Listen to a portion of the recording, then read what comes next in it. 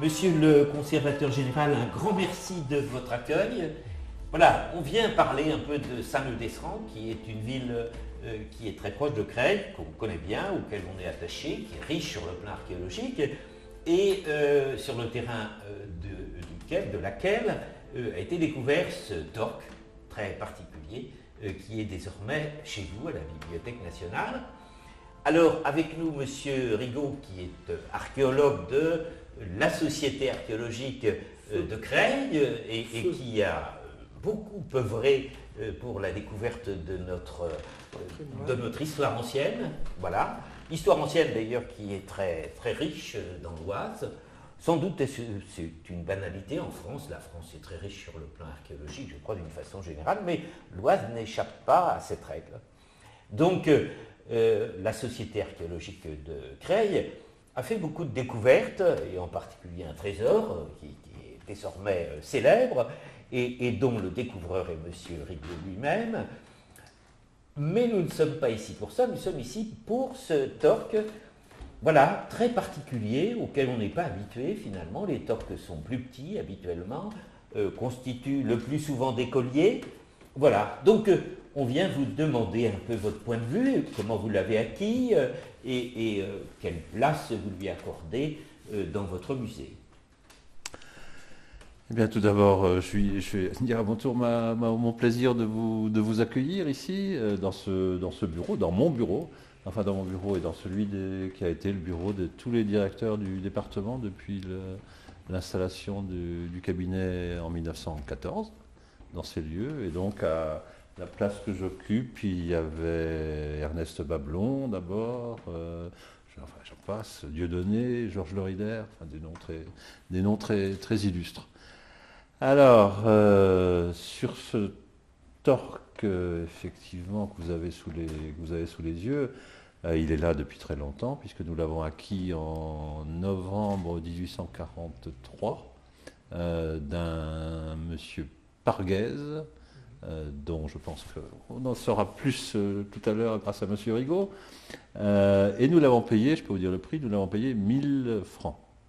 1000 francs qui étaient en fait au poids de l'or. Nous l'avons acheté au poids de l'or puisqu'il pèse, le torque pèse 300, j'ai deux poids 339, enfin, disons autour de 340 grammes, et que ça a été le gramme d'or à l'époque valait 2 francs et quelques, et 2 francs, presque 3 francs je crois. Et donc on est arrivé à la somme de 1000 francs. Voilà. Et depuis lors, donc c'est évidemment un des objets celtiques très illustres, enfin, de notre collection.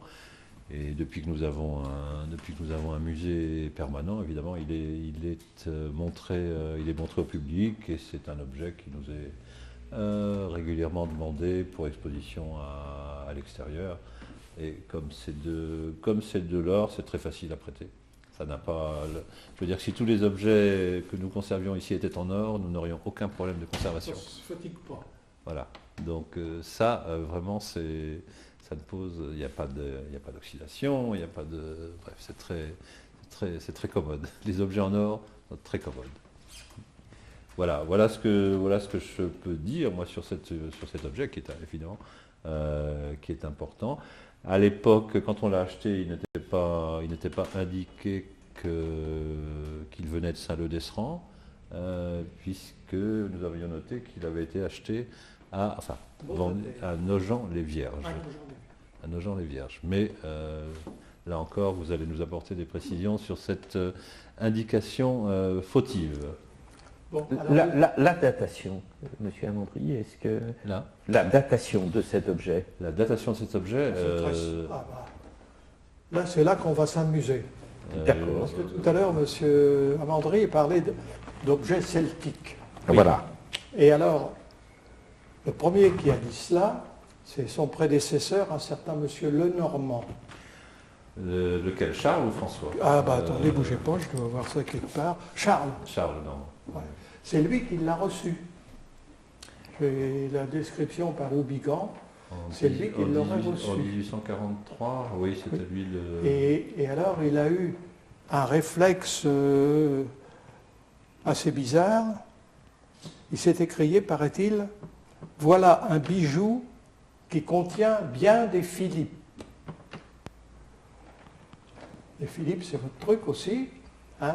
Philippe de Macédoine, son monnayage, et il faisait allusion à l'intrusion des Gaulois en Thrace et en Macédoine, au cours desquels ils sont conduits comme des mécréants, et au cours de laquelle ils ont pillé. Et alors, Monsieur Lenormand partait du principe que ce bijou-là avait été récupéré avec de l'or fondu par les Philippes. Donc il pensait aux incursions du IIIe siècle, enfin, IIIe siècle début avant IIIe siècle, Jésus-Christ. avant Jésus-Christ en Grèce. Alors ils avaient déjà torchonné les Romains, ils avaient torchonné les Grecs. Et ils sont allés un peu plus loin, parce qu'ils sont allés jusqu'en Turquie. La Galatie, Ils sont allés en Turquie, ils sont allés à Delphes. Alors, qu'en est-il? Alors, honnêtement, effectivement, je considère, mais je ne suis pas un spécialiste, donc je lis ce qu'on écrit sur ce. J'appelle ça un torque, effectivement, oui. mais un torque dont on a du reste sur quelques monnaies républicaines romaines, vous avez des représentations de torque, effectivement, et vous avez d'ailleurs un personnage qui s'appelle Torquatus, et donc sa monnaie. Alors c'est autour du cou. Il est autour du cou. Ce sont des colliers. Et là, effectivement, ça ne va pas très. C'est un peu grand pour un. J'ai pas trouvé même si les Celtes étaient peut-être déjà vigoureux, mais quand même. Mais par rapport à son origine, les Celtes ont laissé bien d'autres pièces qui permettent de dire. Ça n'a rien à voir avec les Celtes, apparemment. Parce que d'autres torques de cette nature ont été retrouvés un petit peu partout dans l'ouest, en particulier de la France, et en Irlande. Et certains ont été trouvés dans un contexte parfaitement datable, notamment avec des haches de bronze, avec des poteries de l'époque, qui fait dire maintenant que ça n'a rien de celtique, mais que ça nous vient de l'âge du bronze, c'est-à-dire la période qui a précédé l'invasion des Gaulois et des Celtes chez nous. Autrement dit, c'est au moins du 1200 avant Jésus-Christ. D'accord. Hein? Et je vous dis bien, c'est M. Lenormand qui avait mal aiguillé la datation en pensant qu'il y avait quelque chose à voir avec le pillage de Delphes et des lieux importants en Grèce. Alors, il faut quand même préciser la date exacte de la découverte.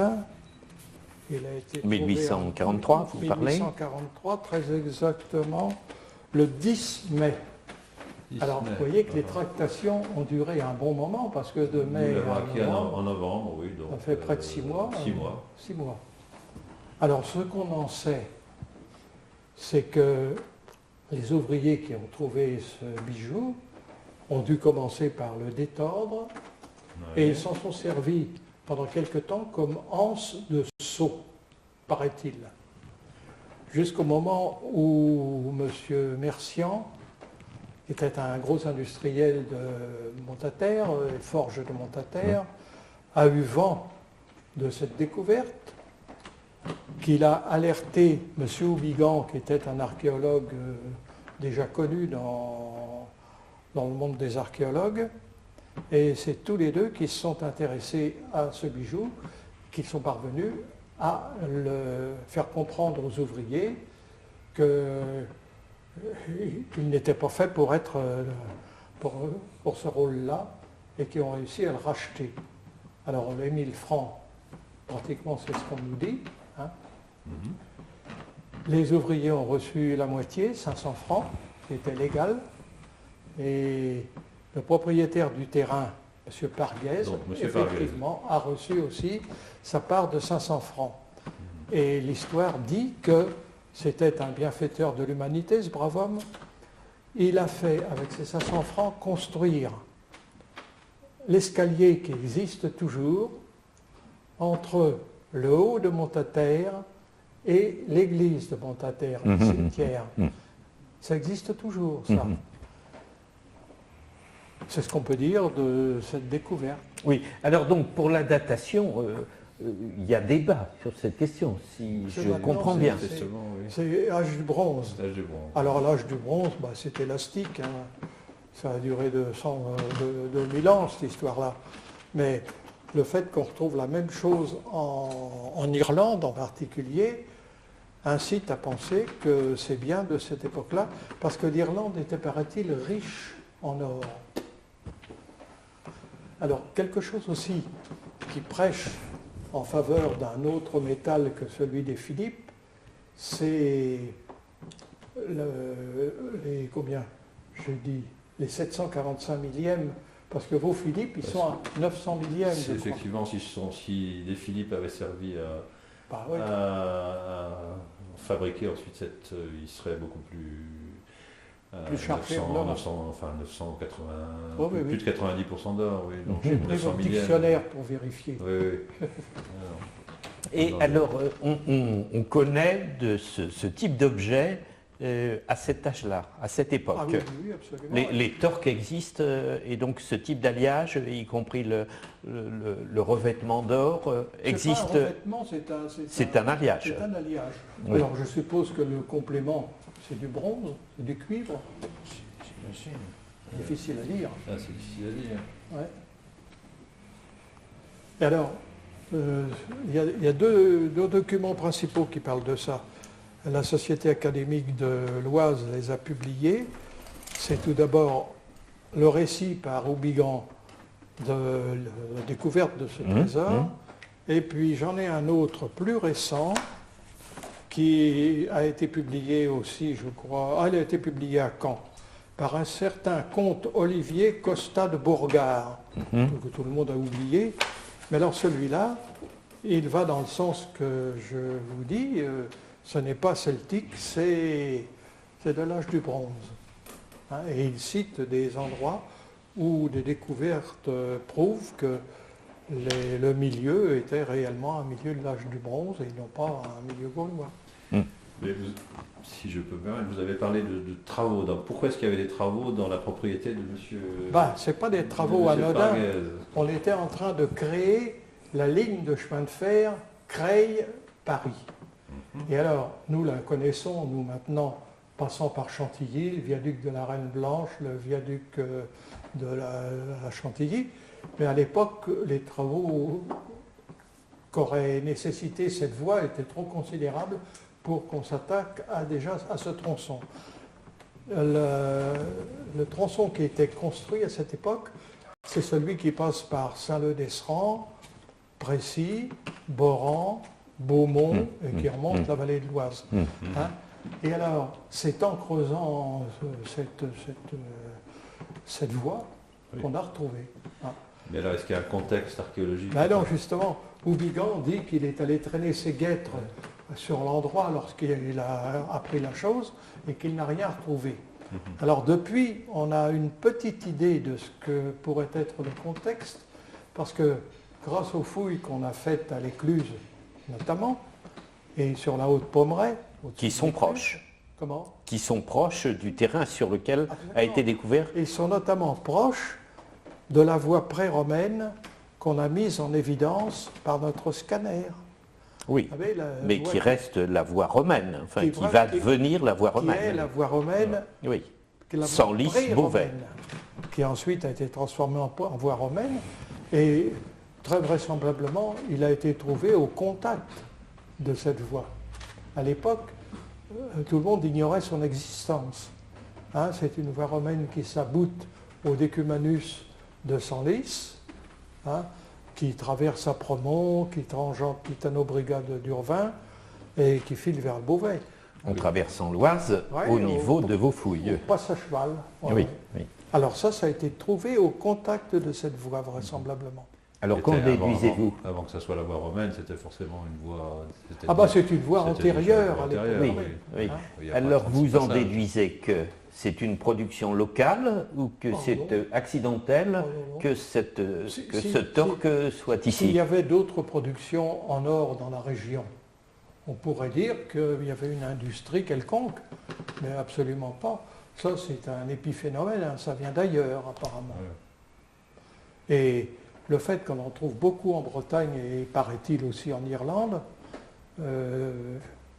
laisse penser que ça pouvait venir de là.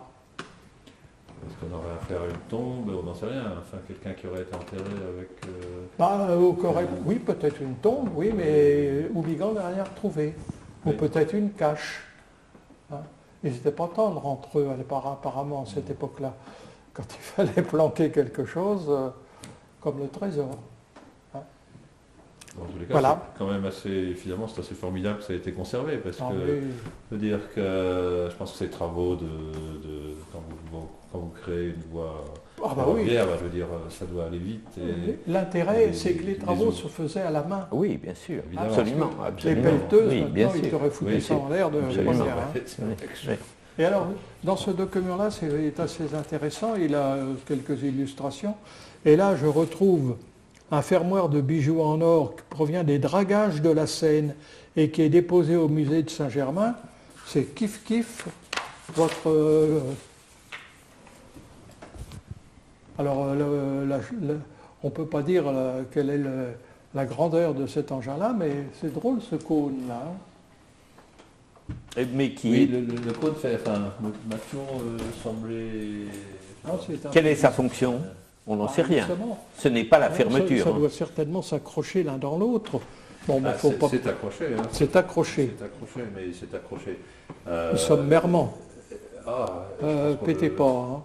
Non, je ne veux pas essayer de le décrocher. Hein. Je pense qu'on le ferait jamais. Oui, on peut Mais envisager c'est- qu'il soit écarté un petit peu Encore et une que fois, cette partie-là aille jusqu'au bout de l'autre. Et donc, sur le plan technique, une telle pièce est réalisable à la fin du 2e millénaire. À peu près, oui. Ça, c'est extraordinaire, ça.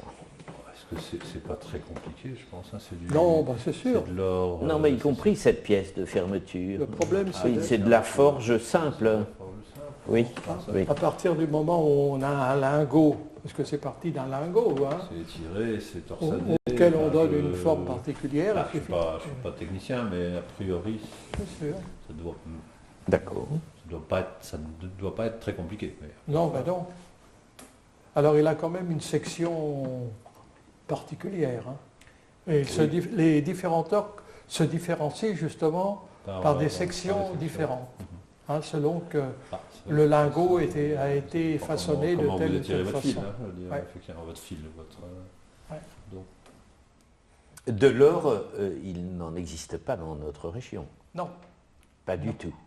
non, on n'a pas pensé. On l'ignore en tout cas. Par contre, à en France, l'état, je pense que les rares mines d'or que l'on avait, c'est plutôt dans le Ça, Massif le signe. central. Massif central, Massif central, l'Ariège, voilà, c'est par là. Hein. mais il faut bien savoir qu'il y avait déjà des contacts étroits entre, alors c'est assez étonnant, la Grèce et l'Angleterre. Les Grecs avaient besoin pour fabriquer leur bronze d'étain. Oui. Or, il a déjà été démontré qu'il que leur venait mine de d'étain Grèce. se trouvait en Angleterre, ce qu'ils appelaient les îles Cassitérides. Ah oui, Cassitéride. oui, Hein, oui. et qu'il y avait une voie, des voies qui devaient les conduire à travers. Traverser la France, effectivement, Ah oui, la bah Gaule oui. et la Saône. Et Oui. le plus bel exemple, quand même, c'est la tombe de la princesse de Vix. Ah, absolument. Ah, c'est Ouais, quand oui. même le plus bel exemple, Oui. effectivement, Oui. d'importation. Oui.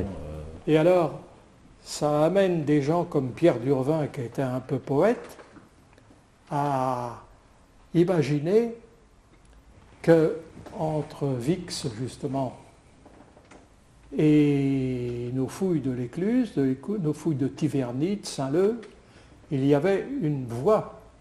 Parce qu'on a eu la surprise, quand on est allé à Vix avec Blondeau et M. Durvin, comme je vous le disais tout à l'heure, de découvrir que, outre les bijoux et puis les poteries, enfin tout ce qu'il a sorti, et le vase, il avait aussi des poteries gauloises, du même type que celles que nous trouvions à Tiverny. Alors Durvin avait fondé une théorie disant, mais à partir de la Grèce, il y a une route qui passe, qui traverse la Bourgogne, qui suit la vallée du Terrain, qui remonte sur Beauvais, qui ensuite suit la vallée de la Béthune et de l'Arc pour aller déboucher à côté de Dieppe. Et il ajoutait même, ce qui était quand même un petit peu scabreux, que c'était peut-être des routes qui s'étaient substituées à celles que les hommes avaient antérieurement créées du temps que la Manche n'existait pas et qu'on pouvait aller de France en Angleterre à pied. Ils rêvaient beaucoup. Hein. Oui. Bon. Ça vous paraît peu vraisemblable. C'est pas sûr. C'est pas sûr du tout. Parce que la Manche, c'est un cimetière archéologique de grand intérêt. Hein. Bon, pas forcément des objets créés par les hommes, mais c'est un cimetière de mammouths en particulier. Je me souviens avoir vu récemment un documentaire, quand ils draguent le fond de la Manche, ils ressortent des os tant qu'ils en veulent. Autrement dit, ces animaux-là ont vécu sur de la terre ferme. Oui, mais là, vous parlez de la dernière glaciation. Voilà, donc les humains n'ont pas beaucoup toléré cette période. Et alors, Durvin appuyait sa théorie sur le fait qu'au débouché de cette route qu'il imaginait, il y a un camp préhistorique qui a ensuite été romanisé, qui s'appelle le camp des Limes, qui était un bastion militaire important, qui était là pour surveiller le passage. Or, partout chez nous, tous nos oppidats, ils sont placés de façon à surveiller les passages sur la rivière. Bien sûr, bien sûr. Bien sûr. Tout ça, c'est... Bon, alors, sur quoi embraye-t-on? On va peut-être s'arrêter là, monsieur Rigaud. Monsieur Amandry, comme vous voyez, monsieur Rigaud est intarissable et il connaît parfaitement l'histoire de notre région, mais on ne va pas abuser de la bonté quand même de monsieur Amandry qui a apporté assez de cassettes pour pouvoir enregistrer. qui nous a accordé beaucoup de son temps. Encore quelque chose de drôle. Voilà, mais c'est pas de ma faute si je fais tout... Si vous êtes bavard, non, c'est bien sûr votre papa et votre maman. Me tombent dessus quand je demande rien. Oui. Quand je suis allé chercher ces documents-là aux archives de nos gens. La petite archiviste, très gentille,